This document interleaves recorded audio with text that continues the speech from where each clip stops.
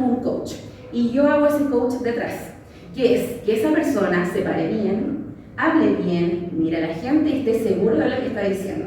Nosotros como periodistas preparamos a las personas para preguntas que ellos van a enfrentar. Ahora en Teatro Bio Bio estamos viviendo una crisis comunicacional porque echaron a unas personas del directorio, les cuento esto entre nos, no le vayan a decir a nadie, y el gobierno regional está interviniendo bastante. Entonces lo que nosotros hacemos con la directora, en este caso Francisca Perón, que el viernes tuvo una entrevista en CNN, la idea es que ella pueda contar lo bueno que hace Teatro Bio Bio, más que enfocarse muchas veces en las preguntas negativas que les puedan hacer. Y nosotros instalamos mensajes, y esto también se hace en la iglesia. Nosotros también instalamos mensajes, instalamos verdades. ¿Cuál es la verdad máxima que tenemos? A ver si alguien me puede decir. Que Cristo viene. Que Cristo viene. Y tenemos que transmitirlo de una manera segura y también, como les dije al principio, con elocuencia, con mucha pasión, porque nosotros sí queremos que Cristo venga, ¿no? Avance. Y porque vengo aquí con la Biblia, porque la vamos a usar, y bueno, yo sé que a lo mejor no la trajeron, pero vamos a ver un ejemplo claro, corto, esto no usa como sobre alguien que aprendió y que dejó que Dios dominara su vida y dominara también sus talentos. Vamos a buscar en Éxodo 4:10 y vamos a conocer el caso de una persona que está presente en este libro. Éxodo 4:10. Lo voy a leer yo. 4:10 dice, ¿lo encontramos? Sí, ya, dice, Señor, yo nunca me he distinguido por mi facilidad de palabra. ¿Objetó quién? Moisés. Y esto no es algo que haya comenzado ayer ni anteayer, ni hoy, que te diriges a este servidor tuyo. Francamente, me cuesta mucho trabajo, ¿qué cosa? Hablar. ¿Y de qué personaje estamos hablando? De Moisés. De Moisés. Bueno, ahí bienvenido Moisés. Por supuesto no es Moisés de al que estamos hablando, sino que de este gran personaje bíblico, ¿cierto? Y entonces él se reconoció con falencias. Todos tenemos falencias para hablar. Me incluyo, por supuesto. Uno tiene que estar siempre autoanalizándose, diciendo, estoy hablando bien, estoy hablando muy rápido, estoy hablando muy fuerte, estoy siendo seria para hablar, me estoy riendo mucho. Siempre tenemos que analizarnos. Y Moisés tenía mucho peor, tal vez, que nosotros, porque ustedes tal vez se reconocen como comunicadores, pero Moisés tenía un problema, que era que decía, yo no puedo hablar. Y me gusta el énfasis que él hace al final. Francamente, me cuesta mucho trabajo hablar. Vamos a ver ahora Éxodo 9:1 y le quiero pedir a ver si alguna de las personas que está acá puede leerlo. Éxodo capítulo 9, versículo 1. Adri. ¿Todos lo tienen? Dice, entonces el Señor le dijo a Moisés, ve a ver al faraón y dile, así dice el Señor, el Dios de los hebreos, deja ir a mi pueblo para que me adore. Ya, vemos que en ¿cuántos capítulos cabe la historia? 3. 5, 6, no, estamos en el 4, 5, Sí. 6, 7, 8 y 5. Yo me dije. En 5 capítulos la historia ya cambió y como bien leía Adrián, dice entonces que Dios le ordenó a quién? A Moisés que vaya a hablar. Eso quiere decir que Dios ya había hecho un trabajo en él antes, ¿o no?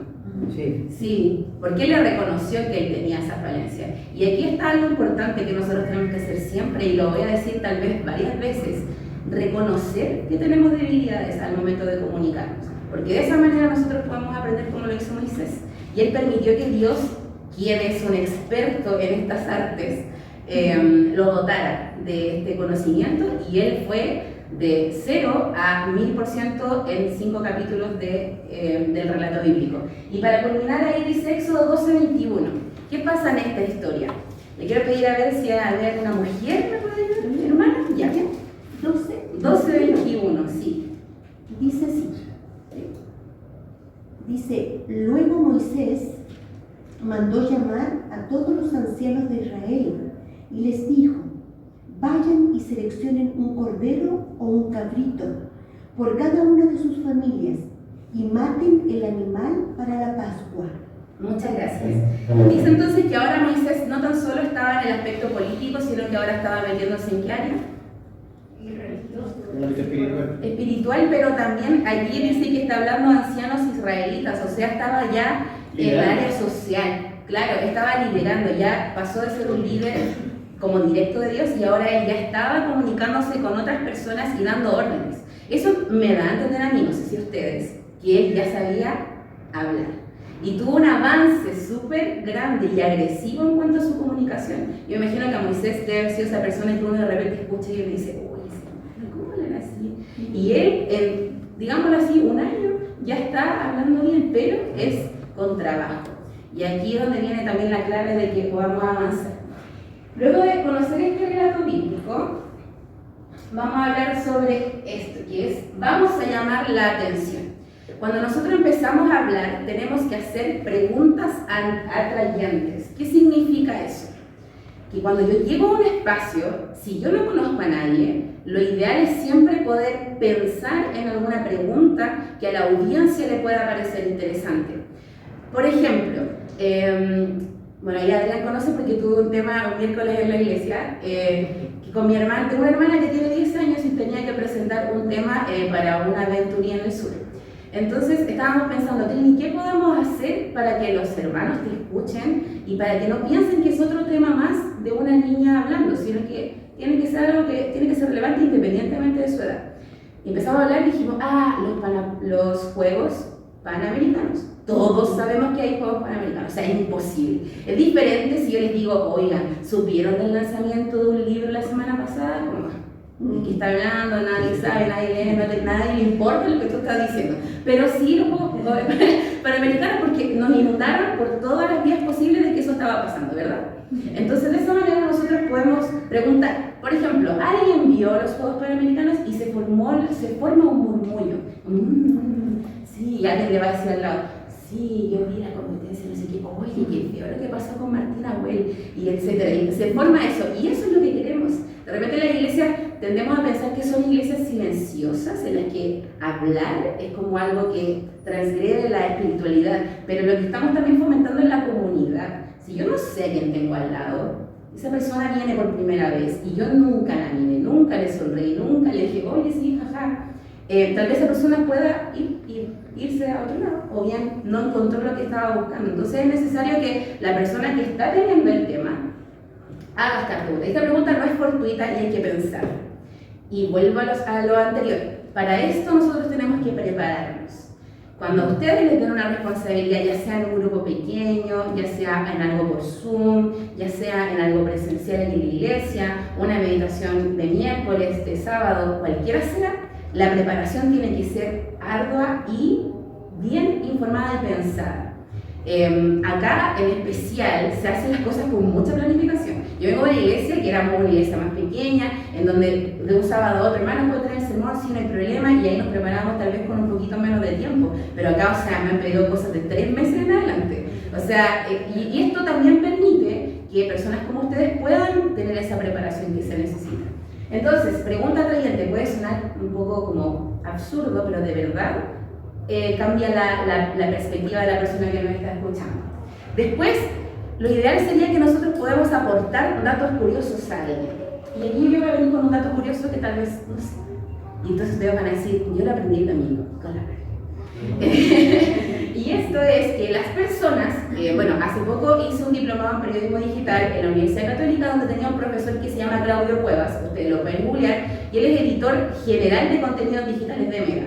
Y este profesor empezó era un profesor que era el más simpático de todos los que había, era el que uno más le podía hacer preguntas porque él permitía eso, que uno pudiese interrumpir las clases, etc. Pero él contó que, por ejemplo, antes en Instagram, ¿conocen Instagram? Sí. Ya, todos conocemos Instagram. Ya, entonces, en Instagram hay una sección que se llama Historias, en donde nosotros podemos poner mensajes rápidos. Entonces, las personas antes se detenían 15 segundos a mirar la historia. O sea, no te deslizaban, se quedaban mirando. Después ese tiempo bajó a 7 segundos. O sea, que las marcas o quienes hacemos contenido tenemos que adaptarnos a que las personas ya solo nos van a escuchar y nos van a ver 7 segundos. Pero ahora, desde el año pasado, las personas solo retienen la concentración por 3 segundos. Okay. Ya. Entonces, con ese dato, nosotros también tenemos que trabajar porque las personas que consumen cosas de Mega también consumen cosas de la iglesia. Porque yo estoy segura, si miro sus perfiles, Puedo ver que sigue, no sé, a CNN, puede seguir a Mega, TVN. Ustedes también, bueno, menos Moisés, que solo sigue a Bullón en sus redes sociales.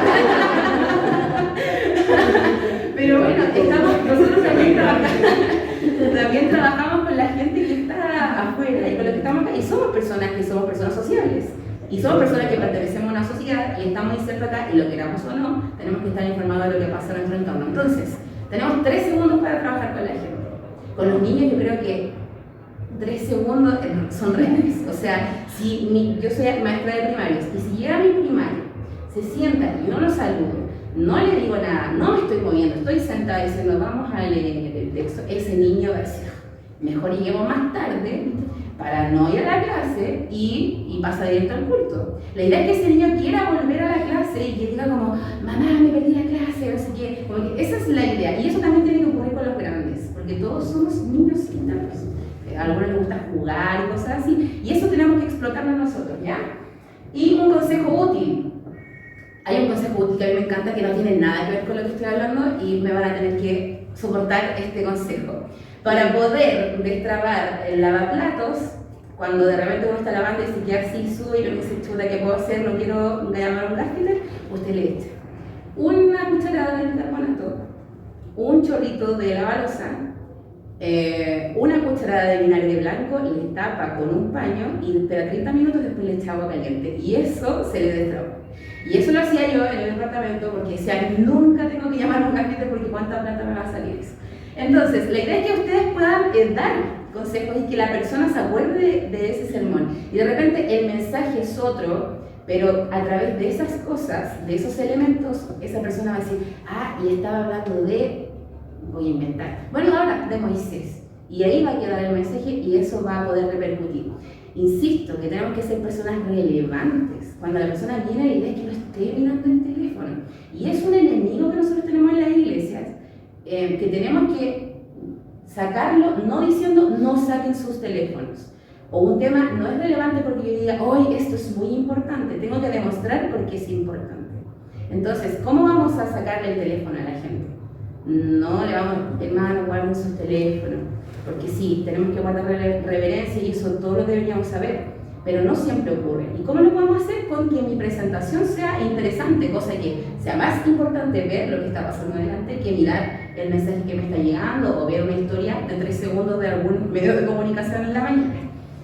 El tercer punto está el storytelling, y el storytelling lo pongo en comillas españolas, que es un recurso que usamos para contar historias. Al final significa en inglés storytelling, contar.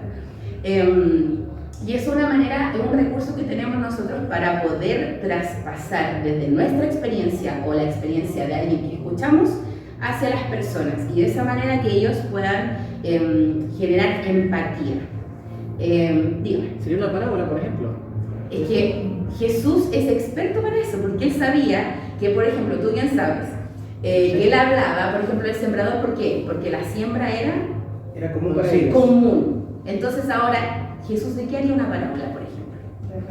De redes sociales, todo el rato, ¿no? De like, de que el crash y cosas así, yo me imagino, porque son temas que están pasando ahora. Entonces, bien Moisés, el storytelling es una parábola. Y muchas veces Jesús no era una persona que, como se dice coloquialmente, tiraba palos, porque de repente decía, no sé, por la parábola del... ayúdenme, la parábola de la persona que iba caminando y que encontró a una persona tirada en la calle. El buen samaritano. Ya. Pasó, ¿quién primero pasó? ¿Alguien se acuerda? El sacerdote, el levita. Ya, entonces era obviamente reconocible, y era reconocible además que ellos se tenían mal. Es como decir ahora, no sé, los chilenos en particular, en la mayoría, como que siempre hemos tenido un poco de enemistad con Argentina, y no sé si me rebaten, como el fútbol, cuando ganamos la Copa América, para nosotros, le ganamos a Argentina, como que tal vez eso era más importante que haber ganado la Copa América. Entonces eso tal vez es reconocible y eso puede servir, ¿ya? Como les decía anteriormente, Jesús era un experto en esto, en contar historias que puedan conectar con la audiencia. Entonces, pensemos nosotros en nuestra iglesia local o donde sea que vayamos a hablar. ¿Qué personas hay? Hay adultos, hay personas mayores, pero también hay niños. Y aquí donde quiero, sí, soy maestra de primaria, pero No lo digo tan solo por eso, sino que porque, por ejemplo, puede venir alguna tía con un sobrino y ese sobrino la idea es que no se nos aburra tremendamente. Vamos a pasar a la siguiente, que son, como también decía Gustavo, como el fenómeno. ¿Qué significaba la palabra story? Storytelling es contar historias. Es el arte de contar las historias, sí. Y ahí lo ideal, bueno, también, gracias hermana por hacerme retroceder porque olvidé decir algo. Es importante que cuando estamos hablando de esto no nos vayamos tanto a hablar de nosotros y tendemos a hacer eso. Yo cuando estoy en la iglesia intento evadirme un poco muchas veces porque no puedo andar analizando lo que habla todo el mundo porque soy un miembro. Aquí no estoy como más ni pena analizar a las personas que están hablando, no. Pero si algo que pudiese decir, que muchas veces tendemos a decir, yo fui, yo hice, cuando yo era chico, cuando yo vivía en el sur, cuando yo no sé qué. Entonces eso de repente aburre porque no estamos en la parte del testimonio, estamos en un sermón. Y en los sermones la idea es que podamos abarcar a otras personas. Miren, cuando yo estudiaba periodismo hay un profesor que también lo peculiar, se llama Jorge Rojas y él escribía para la revista Sábado. Y él decía, bueno, mi universidad no era adventista, por supuesto, decía, ustedes en los bares pueden escuchar las conversaciones de lo que están hablando los demás. Y yo lo aplicaba a la micro. En la micro uno puede sacarse los audífonos y escuchar lo que está pasando. Y eso es tan entretenido porque ustedes pueden contar, cuando iba en la micro, claro, yo, pero voy a contar lo que escuché de otra persona y ahí ya el relato se desprende de mí. Ya no es como la Marlene hablando de ella misma y nos habló de toda su vida y entonces ella misma, no. Sino que supe algo a través de ella, porque somos puentes de comunicación. ¿Ya? Eso es importante mencionarlo. Entonces, diga. ¿Y eso se aplicaría solamente para la parte del sermón? O por ejemplo cuando son charlas, no sé, entre amigas, de todo. O un grupo pequeño, igual separar. Sí, la idea es que nosotros empleemos lo que vamos aprendiendo aquí en todo. En cada momento que tengamos para hablar. Diga.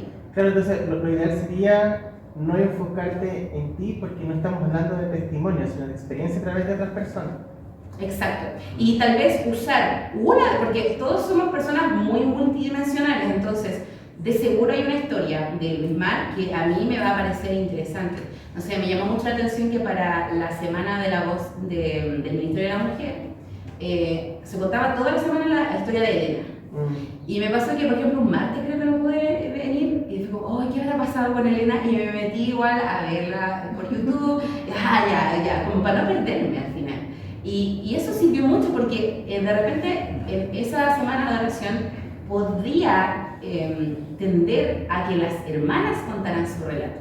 Pero ¿qué pasó? Que las hermanas contaran el relato de lo que ya les venía pauteado, entonces había una línea de tiempo. Y eso permite también que uno no se ponga sensible al contar su historia porque yo soy seca para llorar, seca. No sé cuándo empiezo, mi papá, y el tiro me empieza a tambalear la voz porque se está conectando con mis emociones. En cambio, descartamos eso y podemos contar la historia de otra persona. Aquí, bueno, está mi papá y está un hermano de iglesia de mi iglesia anterior. Hay un hermano que se llama Juan Carlos Villar, que a lo mejor ustedes lo conocen, él trabaja en el sur ahora. Y él contaba la historia, un testimonio así feroz, que él era delincuente, etc. Y una vez estaban como robando y se cayó y se rompió la cabeza y fue atroz porque su cabeza era enorme y casi se muere. El hecho es que él contaba esa historia en tercera persona. Entonces contaba, un joven era delincuente. Este joven asaltaba a la gente y todos como, ¿quién será? Y al final él decía, cuando ya terminaba toda la historia, decía, ese joven soy yo, y ahí toda la gente emocionada. Obviamente que la idea es que no es que la gente no llore y que se vaya con esa emoción porque tenemos un culto racional y eso tenemos que tenerlo siempre presente, pero tenemos que impactar. Y de repente cada cierto tiempo sí es necesario hacer eso. Van a tener una clase con Andrés Dinamarca, que es un experto para... Yo escucho a Andrés y lloro, ya es como la expertise máxima de esa sensibilidad y esa pasión. Y a la Andrés se les lleva a salir la vena del cuello hablando de repente porque está motivadísimo y muy interesado en que todos le estén escuchando. Y eso es importante. ¿Ya? Pero como él es un orador, él está variando eso porque él no está siempre en una misma iglesia. Nosotros estamos en nuestra iglesia local y tenemos que variar ese discurso. Pero yo creo que tu discurso está muy centrado en sus testimonios de vida, digamos, su sermón son sus historias. Entonces, bajo esa lupa, dirías que ese discurso no sería atrayente. No sería atrayente si lo cuentas todo el rato entre las mismas personas. Claro. Yo no sé siempre está rato. Pero Sí, usa no, uno. pero sí, No sé que hay que descartarlo, pero usemos uno. Sí. Pero No, es que lo que tú dices es que, claro, él es un orador, él predica en distintos lugares y evidentemente el impacto va a ser distinto al que lo hagan nosotros. y lo invitan porque impacta. Exacto, que hagamos un sermón el sábado y que prediquemos hoy de mi testimonio, la próxima que predique, vuelvo a predicar mi testimonio. Claro, no, o sea, exacto, y que no caigamos en, se va a subir Juanito Pérez a hablar de su vida. ¿Me Claro. entienden? Ese es el punto. Andrés lo puede hacer, tiene todo el permiso para hacerlo y que haga lo que quiera porque él va de acá, lo invitan a otra iglesia, va a predicar, entonces él ya sabe rotar también. Igual el Andrés fue pastor de nuestra iglesia, le digo a Andrés porque él también lo conozco de que somos chicos, entonces obviamente él ya no nos topábamos tanto con su vida en su testimonio y él a la medida que va creciendo también en su carrera pastoral, conoce el testimonio de otras personas y eso da mixtura también. Porque nuestra vida también tiene ciertas determinaciones. Con mi papá siempre hablo y le digo, papá, yo sé que soy latera, te hablo de libros todo el rato. No puedo yo hablarle de libros a la gente todo el rato. Porque yo leo todo el rato y mi trabajo es de libros y no es, hola, voy a hablar de libros. Como yo, en serio, cambia el tema. Para que no caigamos en eso y que después las personas digan, ya sé de lo que va a hablar ella. Entonces, cambiemos. Ese es el foco. Y bueno, ahora vamos a las muletillas. Yo creo que todos tenemos muletillas y espero por favor que nadie me haya detectado alguna hoy. Porque las muletillas generan fatiga y distraen. Insisto, muchas veces estoy escuchando y digo, no estoy trabajando, estoy en la iglesia, no tengo que contar muletillas. Pero las tenemos. Las recurrentes, sí. Como que, y le creo que la como que es la que más he escuchado últimamente. Pues, ¿no es cierto? ¿Cierto? O el sí. ¿Sí? Bueno, vamos a seguir. ¿Sí? Vamos a sí o el no. ¿No? Vamos a leer este texto. ¿Lo leen? ¿No? Vamos a contar este. ¿No? Ya. Y ustedes ahora tienen que activar el ya. Tienen que activar esas alarmitas en sus cabezas. Porque no es para criticar al hermano, es para mejorar uno mismo. Y si ese hermano en algún momento permite a que uno le diga algo en algún contexto de mucha confianza y con mucha construcción, decirle. Pero es más que nada para que nosotros evitar caer en eso, ¿ya? La muletilla es, genera que las personas empiecen a perder la predisposición a escucharte porque empiezan a distraerse con que tú repites las 5 palabras, ya, sí, o no. Y las personas, cuentan la muletilla y ese grupo de personas que pertenezco yo, en el que intento salirme muchas veces de ese grupo. Díganme. Incluso las muletillas las usamos, yo creo que muchos de nosotros incluso en la oración. Y la oración, finalmente, si bien es cierto, hay una conexión directa con Jesús o con Dios, pero distrae. Cuando yo escucho a alguien orando adelante y dice, es que Jesús, y repite la palabra Jesús a cada rato, finalmente igual te distrae, como que perdí el foco. ¿Se pierde el foco? Pierde el foco. Sí, dígame. Pero hay predicadores, por Rubén Costa, que me gustan mucho sus temas, él tiene como frases que repite cada tanto. ¿Eso sería muletilla No. o sería como frases? Es que él ya sabe lo que va a decir. Esa persona tiene tanto recorrido hablando que estoy segura que esas muletillas hasta son estudiadas. Te lo doy así como... Eso es tema más de lo que puedo imaginar, esa frase. Es que claro, o como Buñol, que es el típico, o sea, el versículo, perdón, Mark Finley, fue claro, Buñol dice tú eres las cosas más lindas, Finley habla del versículo de Deuteronomio, Dios hace a ti su rostro y ponga en ti paz, ese versículo, ya, claro, él lo repite, pero no alcanzan a hacer muletillas porque las muletillas son palabras casi siempre cortas. Pero no sería una muletilla, en realidad sería implantar un mensaje en las personas a través de esa Y es pequeña una marca frase. igual. Claro, es una marca. Sí. Bueno, las muletillas surgen porque queremos evitar espacios entre ideas que decimos. Y aquí voy a aplicar un poco del conocimiento mínimo musical que tengo. En las partituras, aquí hay un himnario, ustedes pueden acercarse a mirarlo y enfrentarse a él. Y comienza, ¿cierto? No sé, díganme un himno ustedes. Número 1. Canta Señor. Ya. Y en alguna parte de esa canción va a aparecer un signo que parece un gorrito, o parece un minutito, o un pez. Bueno, porque tenemos muletillas, porque intentan tapar el silencio, y también hay algo importante que es la falta de práctica. Cuando nosotros exponemos, estamos siendo instrumentos de Dios y tenemos que tomar esa responsabilidad en serio. Y que cuando nos toca exponer, intentemos siempre practicar antes. Tal vez no vamos a explicar o practicar todas las palabras que vamos a decir, pero tener el punteo perfecto en nuestra mente, sabérnoslo de memoria. Así como tal vez no sabemos el Salmo 23. 1, punto número 1, esto, 2, esto. Y de esa manera vamos a evitar tener esa desconfianza al hablar. De la misma manera nos pasa cuando cantamos. A quienes les gusta cantar, las letras de repente se nos confunden, en especial a mí. La letra de las canciones de repente se me olvidan y termino inventando otra canción. En fin, el hecho es que tenemos que estar seguros de lo que estamos diciendo. Si al final nadie de los que está allá debería saberse nuestro tema, y eso ya es temática que van a ver más adelante, que es no saquemos temas de internet. Todos podemos hacer nuestros temas. No descarguemos temas sobre el amor de Jesús, descargar o sea, obviamente los temas que vienen de la asociación o de la división, por supuesto, porque se está predicando en toda la iglesia, pero cuando a usted le toque, sea libre dentro de los parámetros que le dan y también de las temáticas que nosotros sabemos que tenemos que abordar. Pero sean libres, no estén atendiéndose al pensamiento que tuvo otra persona que escribió eso, ¿ya? Tal vez al principio puede ser así, pero después ya no. Bueno, a mí me tocaba predicar un par de veces en la iglesia y como Pablo les contaba, nosotros somos una iglesia chiquitita y es como, no tenemos predicador este sábado, ¿quién va a predicar? Ya, yo tengo que predicar, ya, listo. Y me pasó un día viernes en la tarde que no sabía de qué predicar, no sabía de qué predicar el otro día. Pesqué y dije, TikTok no puede ser tan malo.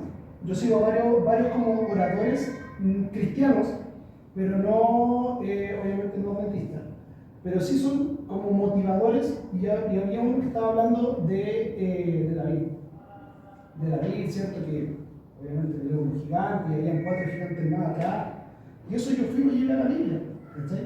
Y ahí me dio la idea, y dije, igual usé varias palabras de él que usó en ese TikTok de, no sé, 1 minuto, ¿cachai? Pero yo le hice una predicación de 30. Igual tomé videos de internet, que se yo, subir aquí para allá. Igual es una buena idea, de repente, obviamente no hay que usar, pero quizá una buena idea para poder de repente tomar un orador, tomarle la idea central y eso poder expandir. Adaptarlo también. Adaptarlo, claro. Pero aquí como ejercicio van a tener que ser algunos, sí, como un ejercicio de ustedes de meterse a escribir con la mano o bien al computador. Es importante que lo hagamos porque también la iglesia es una iglesia creativa. Que no podemos estar todo el rato haciendo lo mismo que nos mandan y estar bien, pero nosotros tenemos que expandir y nuestra experiencia personal beneficia eso.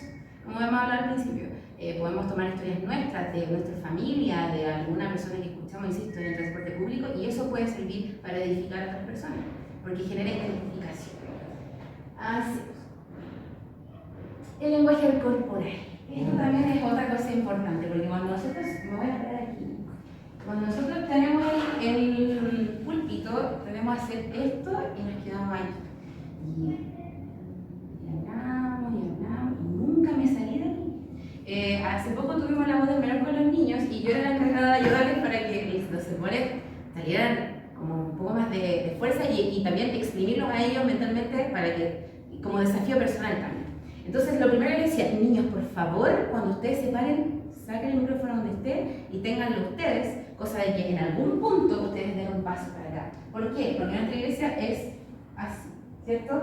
Entonces, no puede ser que yo todo el rato me estoy dirigiendo al hermano Paulino, que siempre se sienta en medio. Entonces, el hermano Paulino va a pensar que esto es personal. Hermano Paulino, usted estudia. Entonces, claro, como el hermano que está en medio va a decir, mejor me siento al otro lado porque para allá no llega. En cambio, no, usted tiene que llegar a ese hermano y caminar, intentar moverse, y eso también genera que la persona está todo el rato ahí en medio, hablando con el micrófono y hablando de esta manera, sino que salir, eso es importante. Mover las manos, decir, cuando yo era pequeña, o el story que conté, porque eso va dándole dinamismo a la persona que está hablando adelante, no nos volvemos rutinarios para hablar. La seguridad es importante, bueno, la actitud, y otra cosa, ustedes saben lo que van a hacer. Y nadie les puede decir lo contrario, porque ustedes estudiaron su tema. Entonces, ustedes se lo saben y ustedes lo van a hacer con fuerza, lo van a hacer con seguridad, porque esa actitud se fortalece en el ensayo. Insisto, no van a ensayar cada palabra. Hay algunos niños que de verdad tienen una mente increíble, se aprenden palabra por palabra los temas. Y ellos aún así le intentamos dar matices para que puedan tomarlo como propio, pero ustedes tienen que tener esa actitud. Nadie más sabe lo que van a hablar, más que ustedes.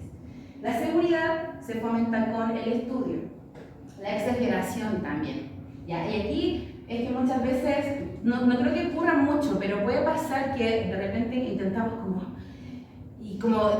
que se nos deforma la cara o de repente también nos ponemos muy en el tema y nos emocionamos y como que volvemos y después nos agachamos. No sé, tampoco tirarnos al otro punto. Yo creo que aquí Bullón es como el experto en la paz al momento de predicar, porque él se mueve para allá, mueve su mano, de repente se agacha porque hay una cámara, está en comunicación con las personas que nos están hablando. Acá tenemos personas que nos ven por redes sociales, también, no perderlo, pusimos una cámara por aquí, como intentar acercarnos, mirar, porque tenemos que ser atractivos, nos tienen que querer escuchar. Digan.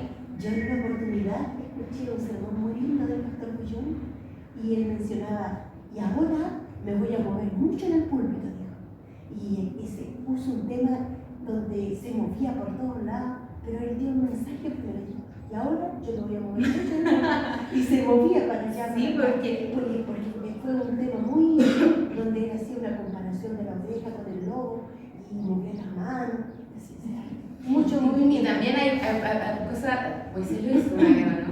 Cuando llamó a un niño adelante con un papelito, esas cosas son geniales, usan a la gente, en especial a los niños, como, bueno, vamos a hacer una representación, a ver, bueno, una vez Andrés llama a mi papá adelante, mi papá trabaja en jardinería, entonces tiene unas manos un poco grandes, y entonces dice, hermano, pasa usted adelante, mi papá pasa, y le dice, ya, a ver, quiero que usted me pegue en esta parte duele mucho, y entonces le dice, no me acuerdo cuál era el objetivo ahora, el hecho es que mi papá le hace así, y no, hermano, tienes que pegarme, y mi papá como, ya, no, hermano, y mi papá, y le quedó rojo, y todos como, wow, yo creo que de verdad todo el mundo se acuerda de eso, porque de verdad le quedó rojo, y de verdad que tiene un problema en la mano.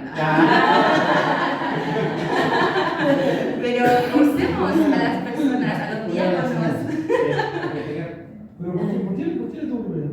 No, que está, él me incorporó del que yo lo estaba acompañando en el púlpito y me dijo, venga, hermano. El contexto no me acuerdo. Era el pecado. Claro. Como que cada vez que nosotros pecamos vamos haciendo una herida y eso queda y no hay manera de remediarlo, que se nota además. Ese día representar el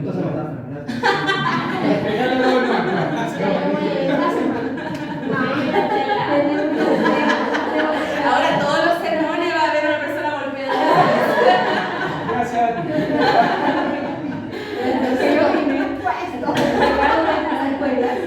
Pero es importante que usemos eso, genera momentos de dinamismo y los cultos se vuelven más agradables también. ¿Ya? Y lo otro es el interés. ¿Tiene exageración que podríamos entonces? De repente como, claro, o sea, si como que no sea, intentemos esta palabra aleatorio, seamos aleatorios. Si por ejemplo ya me moví mucho, entonces me quedo un ratito y después vuelvo al movimiento tal vez, pero no seamos tampoco tan como en teatro. O sea, ni tan exacto, pero lo que sí, por favor, es importante que si ustedes se paran en ese momento, no es